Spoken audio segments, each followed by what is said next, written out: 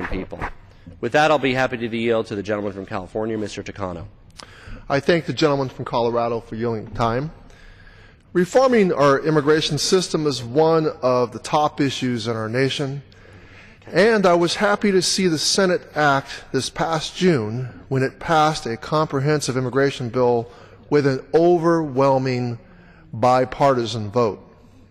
The Senate bill solves many of the problems with our current immigration system.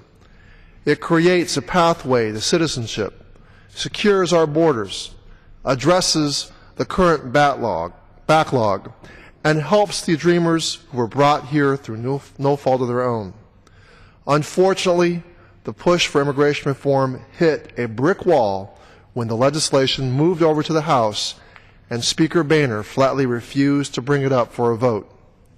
Sadly, this is not the first time Speaker Boehner and his irresponsible faction of the House Republican caucus has stood in the way of what's best for the American people, even though there is a clear governing majority that is ready to act.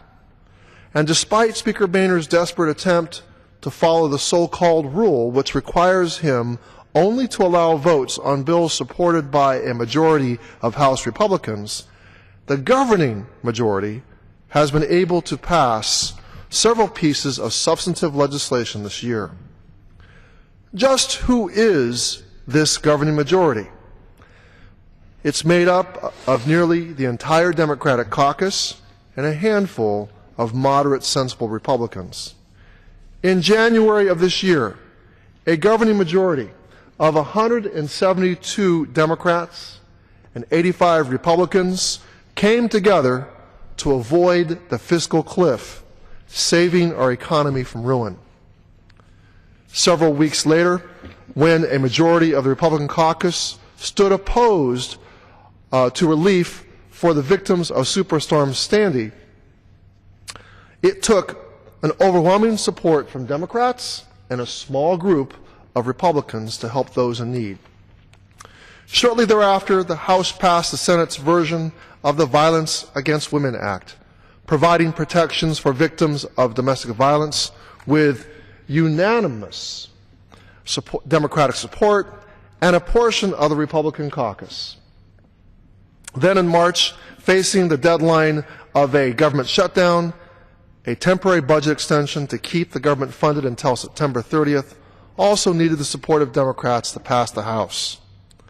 And finally, despite claims indicating that the votes weren't there to pass a clean CR, the House reopened the government and avoided default with the unanimous support of Democrats and a group of Republicans. The reality is, to pass anything with substance, Speaker Boehner needs to stand up to the extreme faction of his party, stop blocking important legislation, get out of the way, and let the House of Representatives work its will. America needs Democrats and Republicans to come together. We have seen what can be accomplished when we are united. And who are we kidding about the Hassett Rule? The Speaker has already violated it multiple times this year.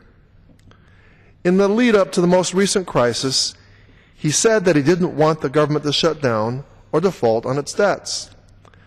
If Speaker Boehner truly meant that, he would have turned to the governing majority, and we would have avoided a 16-day shutdown that cost our country $24 billion in economic activity. The governing majority has done its job with the fiscal cliff, with aid to Superstorm Sandy, and with the Violence Against Women Act, and with the recent government shutdown and debt ceiling negotiations. We've escaped manufactured crisis after manufactured crisis, and I know that the American people are eagerly waiting for the House of Representatives to pass meaningful legislation that addresses our challenges.